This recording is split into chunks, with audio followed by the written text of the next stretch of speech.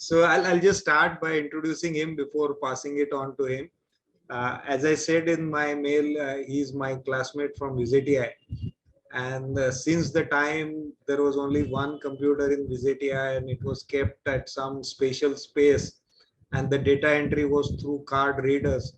Those cards, we remember seeing Udayan passing with those cards in hand. So he's a real veteran in the computer field. And now he's with IBM. He's working on blockchain technology also as a part of his work. And more importantly for us, he's a savvy investor. Last time I saw his portfolio, apart from Indian and US stocks, it had a lot of Japanese stocks, and if I remember rightly, some uranium and some stuff like that, which we can only dream of. And there were quite a few cryptocurrencies. So I thought he's the right person to pick his brains on. And I've requested him to give a small presentation. Now, just to make sure, a couple of things we won't be covering. One is the regulatory aspect, as in India, which is a very hot topic, but unfortunately, it's a very evolving thing and it's premature to say anything about it. So we are completely avoiding that part of it. Second is the short-term price movement of various cryptocurrencies. Again, I'm sure very exciting stuff, but something which is more akin to speculation, and nothing substantial can be said with any certainty. So that's something we are not taking care of. But other than that, what I wanted to know was what is exactly this cryptocurrency thing, and how are the prices going to go up? What is the reason behind it? What can be the logic? And since these things come up from the blockchain technology, do we get an opportunity to know something about blockchain and how the whole space looks from an investor's point of view? So then we'll give a small presentation of an half an hour or so. And after that, we will leave it open for some question and answer. You can put in your questions in chat mode, and we'll try to answer as many of them as possible. So I think that's all. So over to you then. Sure. Thanks, Milind. And one point I think Milind missed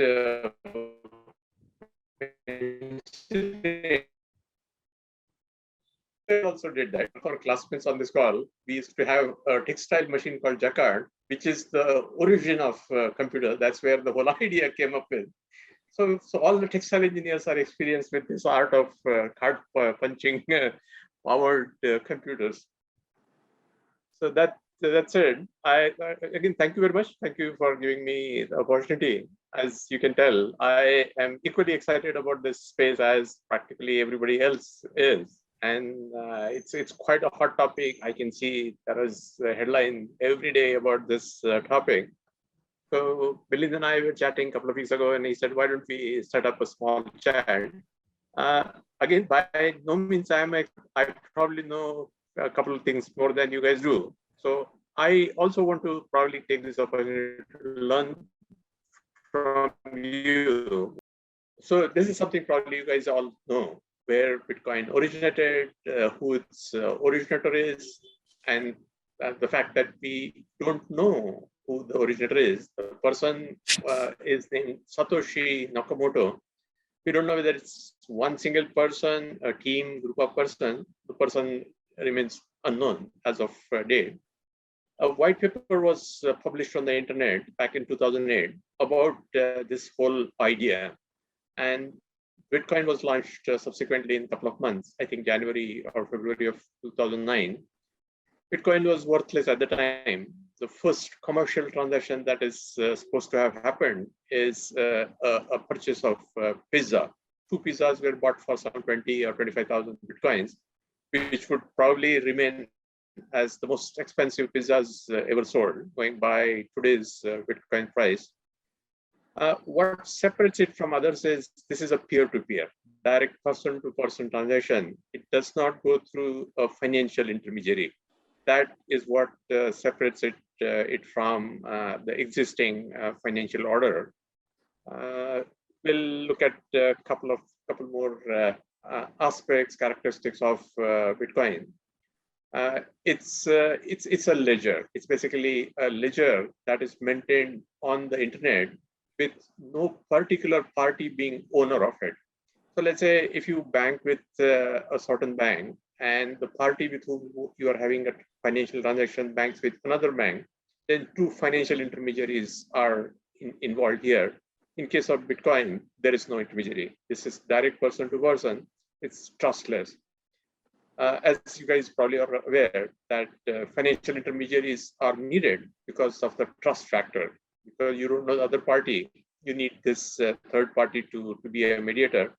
In case of Bitcoin, the Bitcoin blockchain network plays that role. Another strong point of Bitcoin is the number of coins that will ever exist. Unlike the fiat currency, which is controlled, managed, administered by reserve banks, central banks, they can print as much as they like, and there are consequences. In case of Bitcoin, the Satoshi Nakamoto dictate was there will ever be only 21 million Bitcoins. So that scarcity factor is one huge positive that drives Bitcoin's attraction. Why anybody wants to have something similar to gold, something similar to any other finite resource. Because of the scarcity factor, it has value. Unlike fiat currency, where you can print trillions of dollars, as is currently happening, as you must have known. In a fiat currency, you have a certain fixed denomination, whether there is a 1 rupee note, coin, 5 rupee, 10 rupees, whatever. In case of Bitcoin, because it's a digital currency, there is no fixed denomination. You can buy 0.00000, whatever number of zeros you want to add, a fraction, and your transaction could be a small fraction. The last point is really a highly technical point that we will not get into, is the way Bitcoin comes into existence. When we say Bitcoins will be minted, how do they come into existence? Where do they originate? Like the central bank, which has got a printing press, here there is no printing press. So that mechanism by which they come into existence is called proof of work. And the people who bring it into existence are called miners. Those miners have their own machines that they deploy in service of Bitcoin, and these are called nodes. That's the mechanism by which it comes into existence. I provided a link below from exchange. It's called Exchange. That's the exchange with which I have my crypto holdings. I've used these references from Coinbase. So now, why do we need to talk about blockchain when we are here to talk about crypto? Essential reason is a blockchain powers a crypto.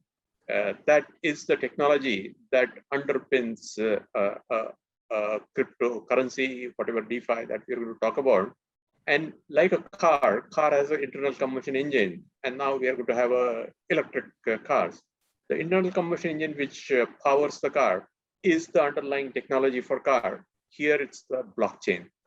We're not going to have too many slides. There are 4 or 5 slides I have kept in this deck, just as a reference, so that you know that this is an important technology, and the various cryptos we will talk about, they essentially use this technology, but they build on it. They create a different architecture platform, just like car companies do.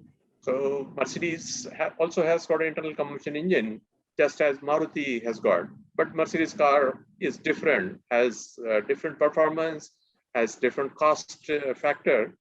It's a roughly similar analogy. So what it is a distributed ledger. It's a trusted distributed ledger. And I can move this line. With shared business processes. And we'll see how this works. A blockchain typically comes into existence when you have a business network that needs to be catered to. And some of these factors are relevant, are important, because the value of cryptos that we are talking about depends on this. What is the use case? What business network or a purpose that it is designed to serve is what matters. And the business network has got participants. They are across geographies. They have to comply with their respective regulatory boundaries and whatever regulatory compliances. wealth is generated in this process. The process of participants exchanging assets, currencies, prices, wealth is generated. And obviously this happens in two separate markets. There are public markets and private markets.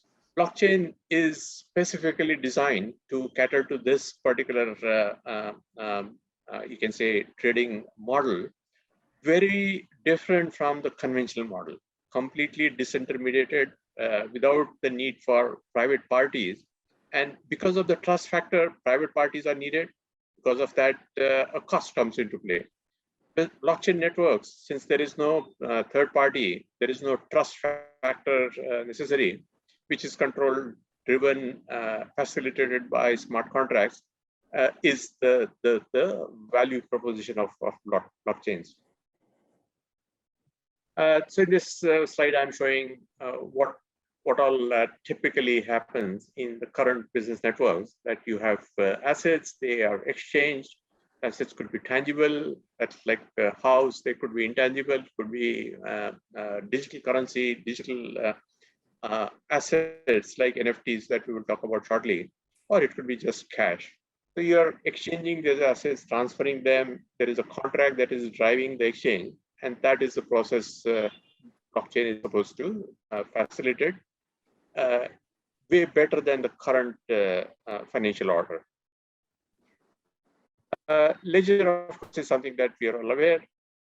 Everybody maintains their own ledger, and that drives, that creates this problem of reconciliation. What your ledger says is a receivable from me, and what my ledger says is a payable for you, does not match. There is discrepancy. There is this whole reconciliation process that that blockchain helps remove, because everything is sitting in a one central ledger, which is validated, approved, managed by the participants jointly. This transaction, which is driven by a contract that I agreed to sell you something, you agreed to buy something, and the fulfillment of this contract, the execution of this contract should drive the exchange of value.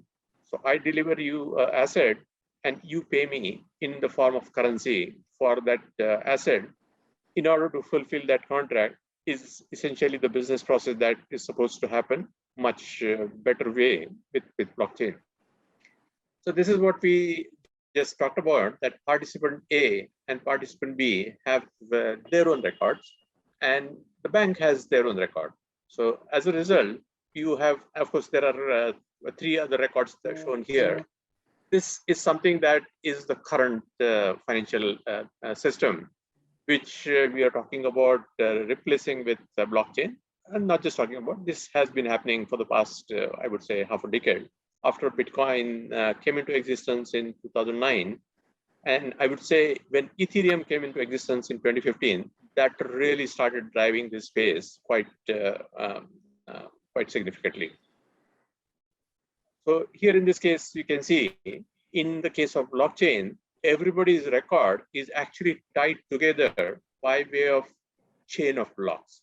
So these blocks record this information, and this recording of information, these blocks, is validated by what is called as miners or validators in the new.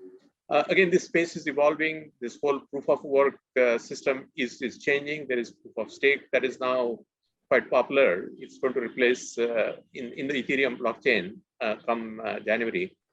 So these participants drive recording of information. And one of the major advantages of blockchain is the permanence, immutability. Once a piece of information, whatever that information is, whether the information says, I sold you a plot of land or a house, or I sold you a car, whatever that information is, once it is written in a block, and that block gets changed to another block, and subsequent blocks get recorded, it gets firm. It is something that cannot be changed, cannot be tampered, because there are multiple participants who will say no. If one participant decides to change, others will stop that change.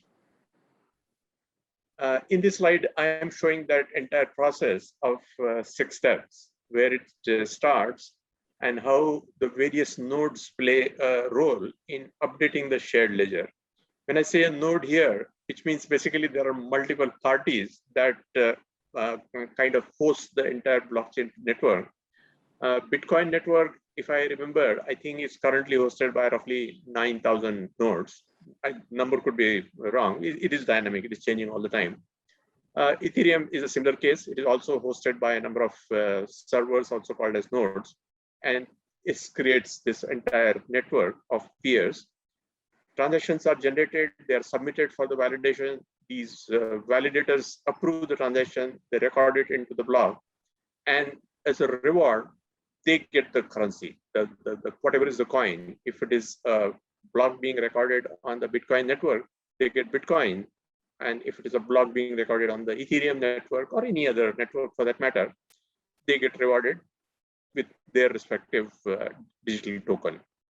The currency, the cryptocurrency that is commonly referred to as, is essentially a digital token. Unlike fiat currency, where you could have coins, where you could have notes, here there is nothing that exists physically. Everything is a piece of software. It's bits and bytes. When you say you own a cryptocurrency, all that you own is some digital token that is hosted in a wallet by a party, or you could have it downloaded in your own USB key as something that is called as a cold wallet. A lot of technical things which we will not get into. This slide I put in just to give you an idea of what exactly happens in a blockchain transaction. Blockchains, of course, have applications where they should be used, where they should not be used because they don't add any value. I've just put this slide. Of course, we are not going to go more into that space. Disintermediation is a major deal that drives adoption of blockchain. Obviously, cost is another, and that has to be weighed in a specific context. Would a blockchain make sense in a specific use case? So those are the 4 points I have shared here, that there is a shared ledger, that parties don't have to maintain a separate ledger, that there is a common ledger that shows the information. There is privacy, appropriate privacy. Moment you say the information is posted on a shared ledger, then obvious concern is, oh, will everybody see the buy and sell I did with a specific party? Answer is no, they won't. There is a privacy aspect it supports.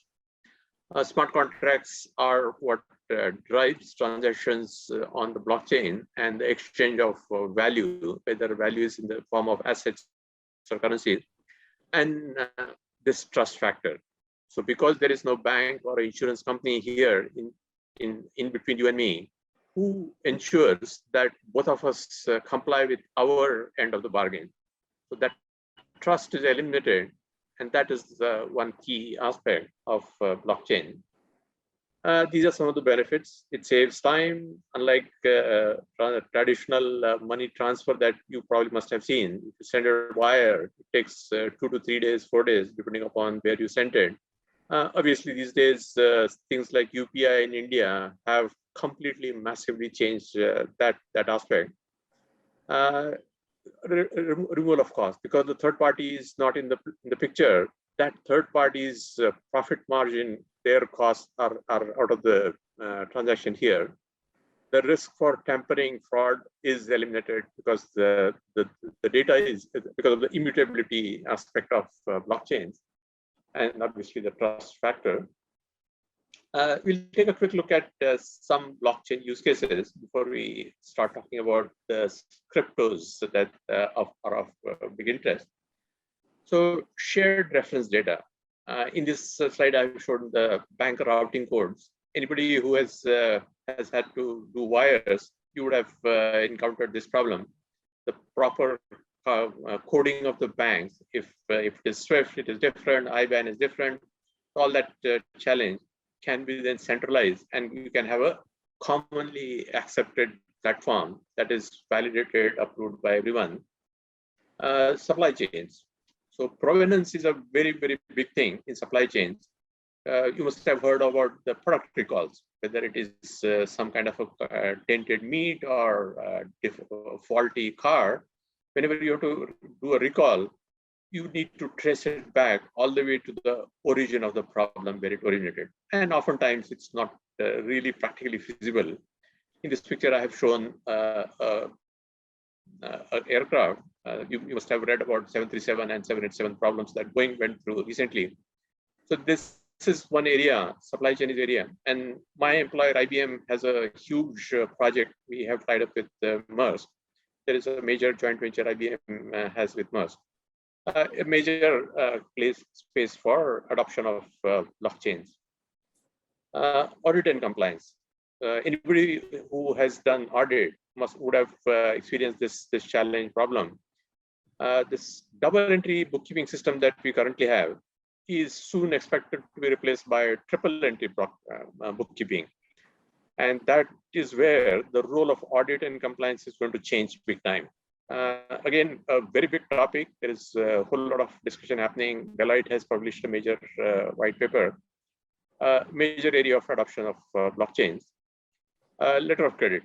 This is something that the existing financial entities could make use of to improve the efficiency of the letters of credit that they currently issue. And I think I'm left with 5 minutes, so I'll probably rush through these and start talking. So these are some additional use cases. The key players in the blockchain adoption.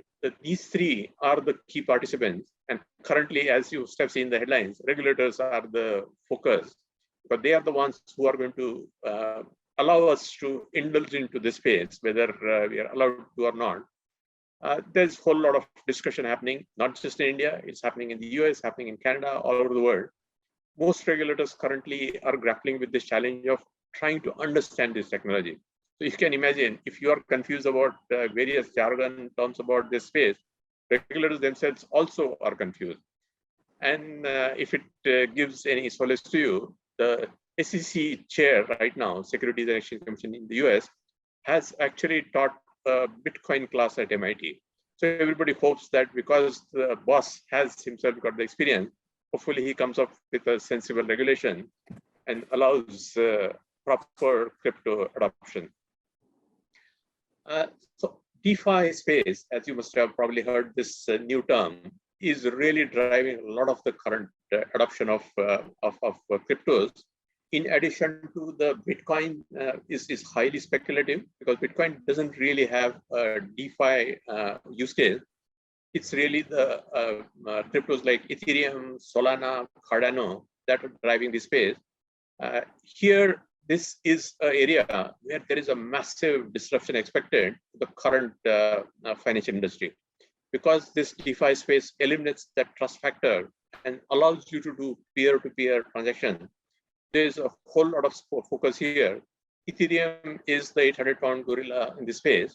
There are quite a few Ethereum challenges, but currently Ethereum rules the roost in this case. NFTs, you probably must have heard this too, non-fungible tokens. This is something of interest to the people who buy collectibles, antiques, painting. The value of a painting, value of a collectible is always subject to debate. Why should a painting, which probably costed maybe 1,000 rupees, sell for 10 million rupees? The value is what market determines. So this is what separates it from the fungible tokens like current currency and even the Bitcoins. It's fungible, but NFTs are non-fungible. A specific asset that you buy has value.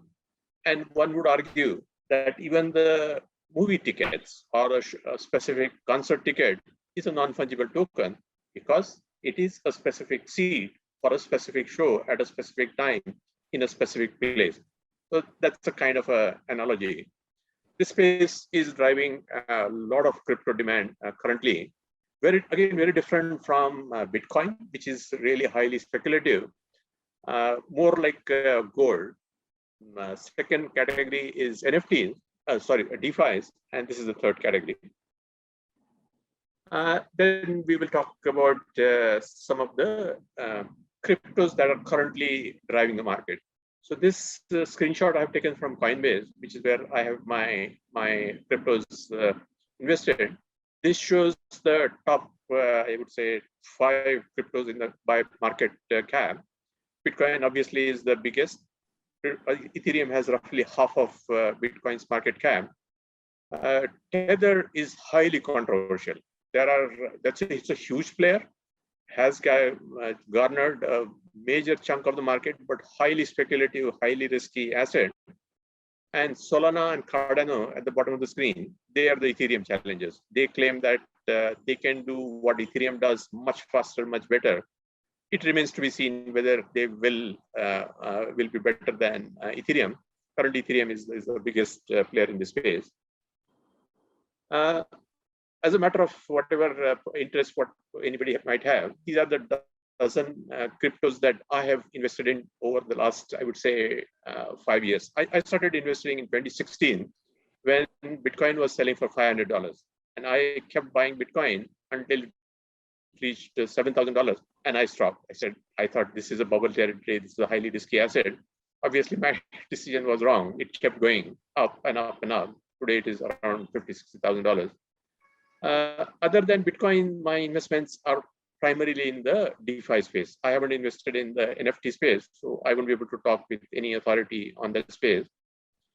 All other cryptos that I have invested are essentially in the DeFi space. Couple of them, Stellar Lumens and XRP, are driven by the existing financial giants. One of them has run afoul of SEC, and SEC has currently put a kind of a stop on their operation. But the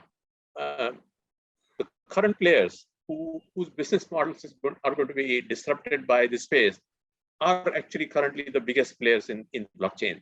The blockchain adoption I talked about on the previous slide, the majority of the blockchain adoption is in the financial and insurance space. Although some of their bosses were quite skeptical. You might have read Jamie Dimon, who's boss of JP Morgan, had actually said, if anybody gets into this space, I will sack them, they will lose their job, has come around. And JP Morgan is a major player in this space. So that is essentially my presentation. Thank you very much for giving your time and joining me today. We will take whatever questions I can answer. Not that I'm expert, but whatever questions I can answer, I will take them. Milind, over to you. Yeah, thank you so much.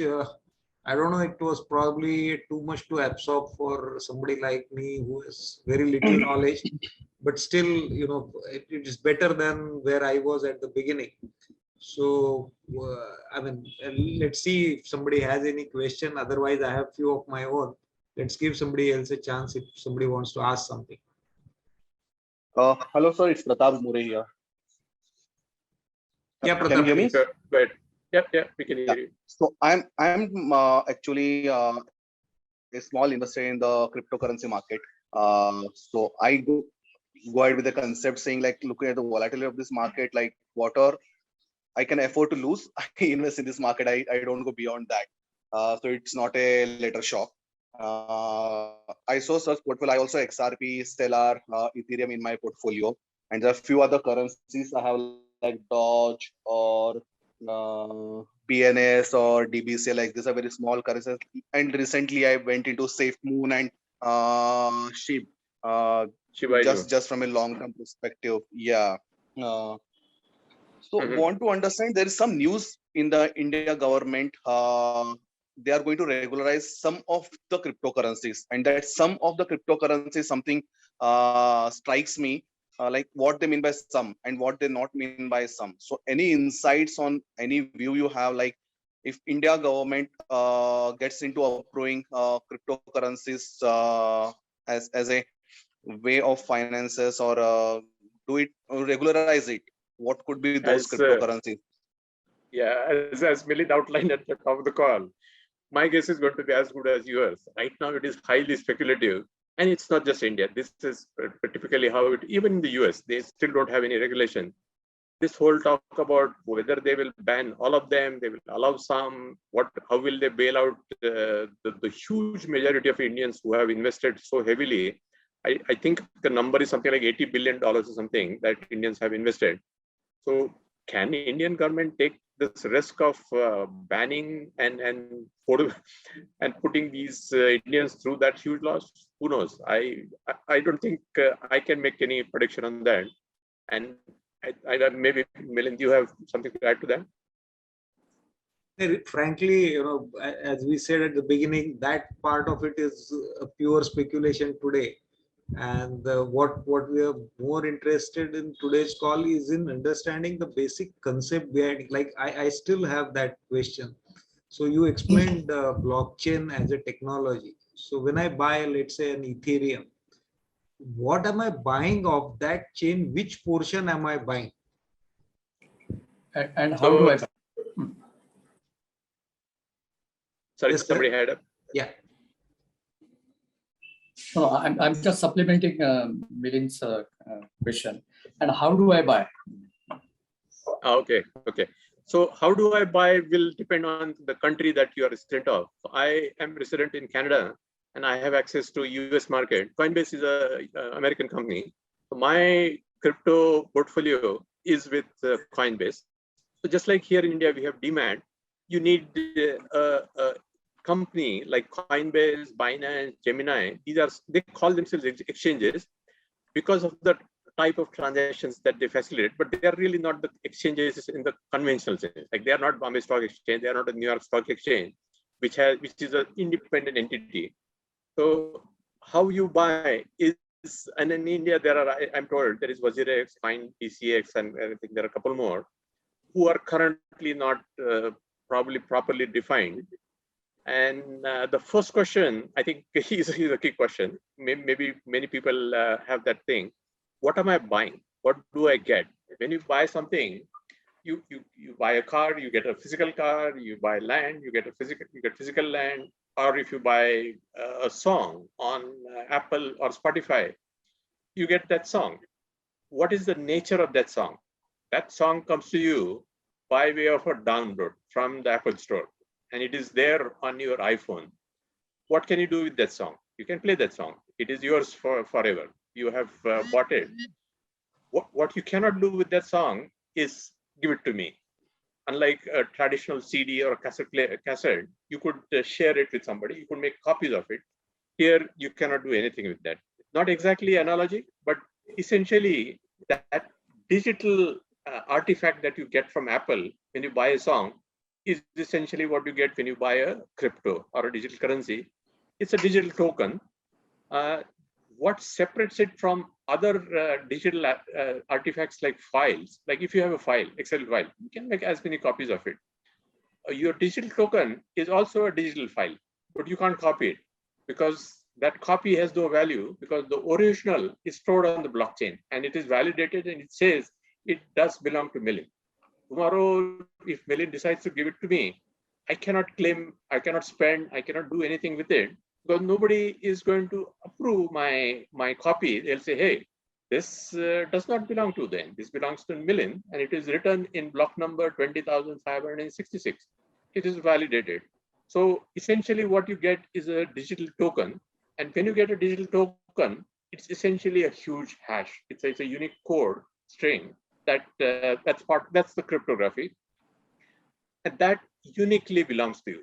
When you decide to sell that thing, give it away to somebody, donate it to a charity, then obviously you are parting ways. You are going to give it away to somebody. Let's say you decide to donate it to Red Cross. Then Red Cross will own that Ethereum or Bitcoin or whatever digital currency that I had. Next point is, where is it stored? Will I lose it? Answer, unfortunately, is yes, because digital coins are like cash. If you lose control of your cash, you lose cash. It has happened to me. I have lost $100 of my Bitcoin investment, which I had with the company, because I lost password. I cannot get into that account. And that time, back in 2016, there were not enough safeguards as kind of a backup password or a copy or whatever that is available now. Now there are quite significant safeguards. So chances that you lose control of your portfolio is a lot less now. And if this wallet is hosted by an entity like Coinbase on the internet, that you have access to your digital wallet via internet, it's called a hot wallet. What you can do is you can download it. and you can put it onto your local hard drive or a USB key and put it in your bank safe deposit vault. That's called cold wallet because it's not accessible online. I hope that helps explain. Yeah, then just little more clarification. Now, you said that there is a piece of software or a code which you are buying when you are buying that token, but what is it doing? Like, if does it have any functionality when I buy a piece of software? Is it doing something? Why should that value go up other than the supply and demand? So why should the price go up? Right. So let's say you bought Ethereum token today. An Ethereum token is called Ether. Its a symbol is ETH. And let's say you bought it for $4,500 today. The price is going to go up driven by the market dynamics because people are bullish on it just like I am. So 50% of my crypto portfolio is invested in Ethereum, and I have my bullish theory why Ethereum is going to go up. We can set up a separate call and I can talk through that. So the value is going to go up driven primarily by the market dynamics, which will include, people will say, why is Ethereum going to go up against, say, Dogecoin? Dogecoin is a meme digital currency. It was created as a joke, but it got a Elon Musk endorsement and it just went to stratosphere. I don't see any value unless there is something that they invent going forward. But as of now, there is no use case, there is no practical utility that the Dogecoin network is going to serve. I'm not investing in Dogecoin. I'm investing in Ethereum because of that thing. Second point is the scarcity factor. In the inflationary times that we are expecting to live, the central bank, especially the Federal Reserve, has printed trillions of dollars, pumped them into world economy. We are expecting that value of scarce items like gold and Bitcoin is going to go up. The other aspect, which I did not touch upon earlier, is something similar to dividends. Some cryptocurrencies actually earn you dividend. The first one that I have on my list, Algorand, I earn 4% dividend. And actually, I have one more called Tezos that earns me 4.65%. It's not called dividend, it's called staking reward. And staking is a whole new chapter topic that we can talk about. It's a complicated subject. It's a little bit unclear as of now, but staking is essentially giving you dividend-like reward. So anybody who's interested in income can buy Algorand today and Tezos today and expect to get around 4% plus dividend-like income. Does that? Yeah, go ahead. Yeah. Sir, I have a view on somebody asked a question: how do we go about dealing with cryptocurrencies in India? So when I saw Coinbase, so I was trying for it, but I thought it would not be for India. So I'm using BitBNS for last more than 2 years, and I've seen that portal really growing, and then the overall trending and those things are very well managed. So somebody, if they want to deal with cryptocurrency in India, so I'm as an experience using BitBNS for last 2 years, which is working well for me. Okay. Yeah, thank you. Then there is one question from Ajit. Any reason for buying so many different cryptocurrencies? So what is the logic? You said just now, but are all these things doing something different from each other? How are they competing with each other? Correct.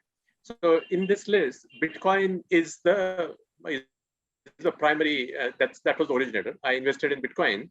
And one of the strategies I employed in Bitcoin, because it's a highly speculative asset, Bitcoin can become $1 million currency, cryptocurrency, or it could go to zero. People have already seen what can happen to Bitcoin in China. Chinese government essentially banned anything and everything related to Bitcoin. You can't mine, you can't own, you can't sell, you can't do anything with Bitcoin. So that's a extremely high regulatory risk that Bitcoin has. But my first investment was in Bitcoin, and my average cost was 5,000. I started at $500, stopped when it went to 7,000. My average cost was 5,000. At some point in time, I was spooked by losing my investment. So what I did was I sold Bitcoin and I took away my principal. So whatever I'm left with today is complete bonus. If it goes to zero, I'm not losing anything. If it goes to million, I'm hitting a jackpot. That is my strategy rationale for holding Bitcoin.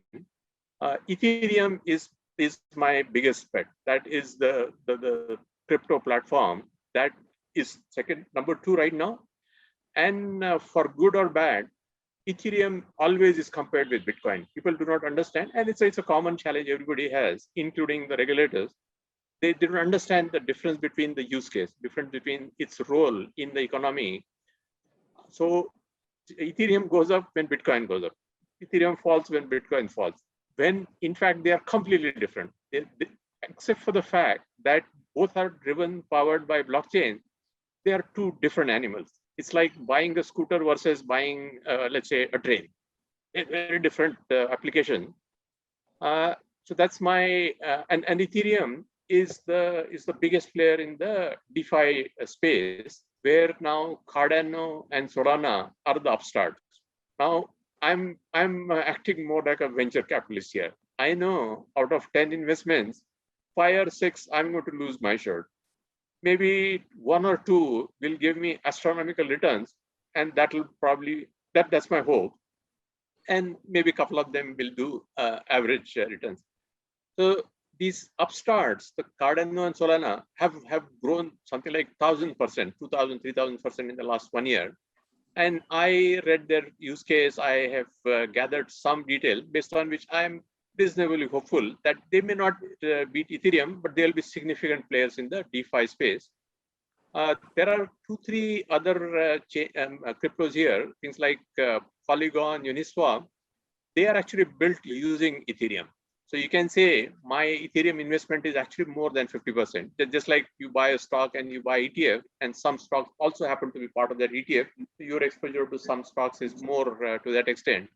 So my exposure to Ethereum is more to the extent I also hold Polygon, I also hold Uniswap and Chainlink.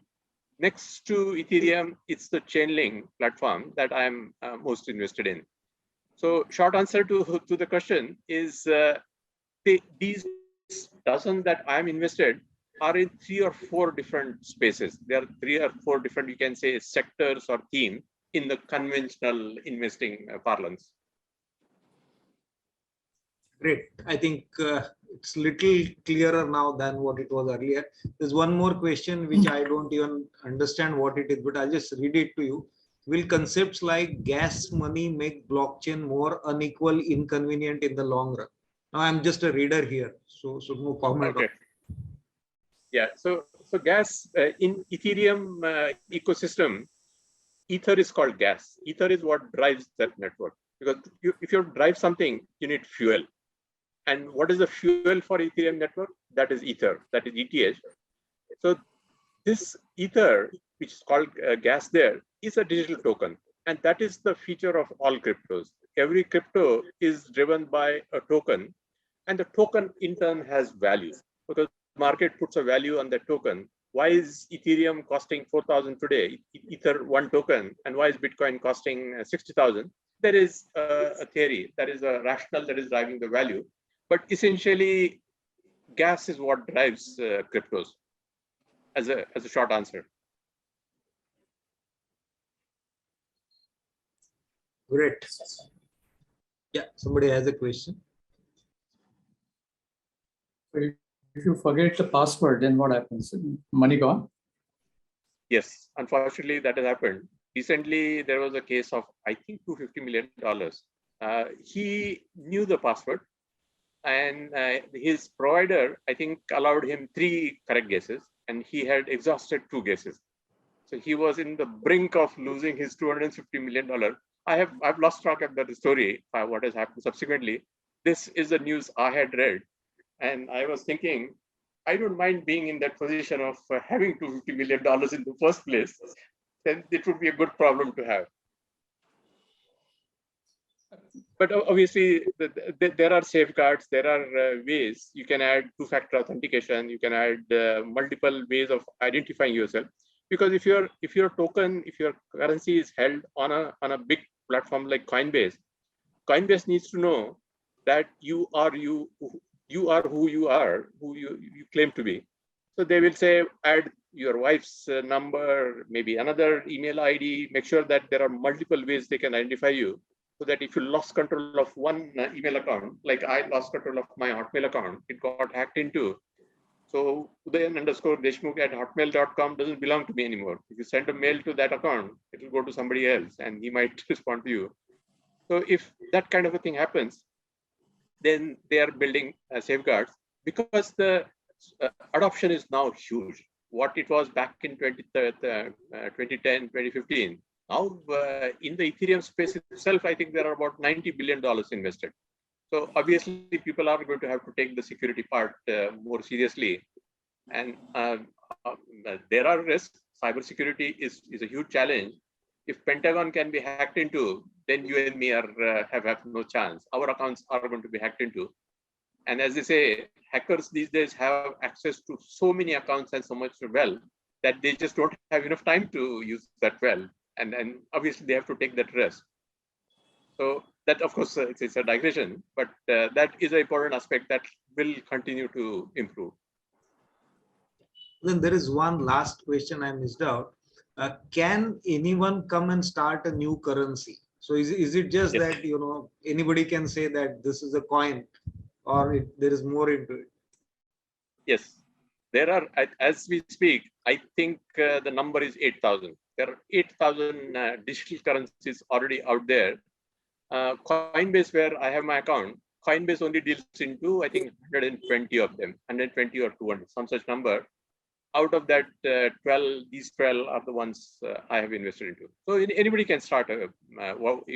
If you have a strong idea, and even if you don't have a strong idea, and if you manage to get the endorsement from somebody like Elon Musk, your coin can go to Stratosphere. So what do you do actually? What do you call a coin? It's a digital currency or digital token.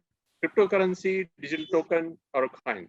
No, but basically I start a new currency or I start a new coin, whatever name you give it. What is to be done? So you basically have to come up with the architecture. These few names that you see, like Cardano architecture is very different from Ethereum's architecture.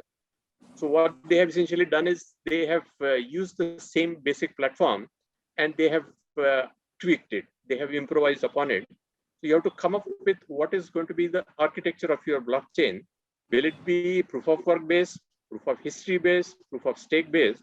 You have to design your network and you have to announce to the people what is the use case, what is the problem you are going to solve, or come up with a meme coin like Dogecoin, or for that matter, Tether. Tether is quite a, it is, most people, regulators included, don't know whether Tether has what they claim they have. And because they are currently not regulated, they cannot be pulled up for whatever they are claiming. Great. I think we're done with the questions. Thank you so much for sparing time. I know you're not well and still you found out time. Thanks a lot. Thank you. Thank you very much. Thanks for giving me the opportunity. Thanks everybody. To talk about my favorite. Thank you. Yeah. Yeah, thanks. It was quite informative. Yeah. I hope people go home with a little bit more than they knew earlier.